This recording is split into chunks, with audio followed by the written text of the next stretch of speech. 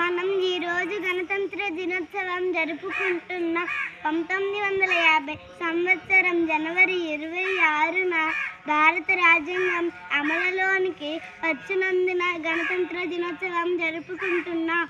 ఎన్నో సంవత్సరాలు బ్రిటిష్ వారి పాలనలో భారత ప్రజలు కష్టాలు పడ్డారు. చాలామంది జైల్లో మగ్గిపోయారు. ఎంతోమంది ప్రాణాలు కోల్పోయారు. చివరికి 1947 ఆగస్టు 15వ తేదీన బ్రిటిష్ వారు మన దేశాన్ని విడిచి వెళ్ళారు. మనకు స్వాతంత్ర్యం వచ్చింది. మన దేశాన్ని ఎలా పరిపాలించుకోవాలో అని మేధావులంతా ఆలోచించి దానిని రాయటకు ఒక కమిటీ వేశారు. అదే రాజ్యాంగం. అందులో మన హక్కులు, బాధ్యతలు, పరిపాలన, శిక్షలు, న్యాయం అన్నీ ఉంటాయి.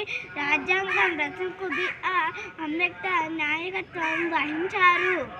అన్ని దేశాల రాజ్యాంగాలను పరిశీలించి భారత రాజ్యాంగాన్ని తయారు చేశారు. దీనిని రాయడానికి 2 సంవత్సరాల 11 నెలల 18 రోజులు పట్టింది. ఈ రాజ్యాంగం ద్వారా అందరికీ సమాన్యాయం, విద్య, వైద్యం దక్కుతాయి. గణతంత్ర దినోత్సవం నాడు న్యూఢిల్లీలో గేట్ వే ఆఫ్ ఇండియా వద్ద భారత రాష్ట్రపతి జెండా ఎగరవేస్తారు. జై హింద్.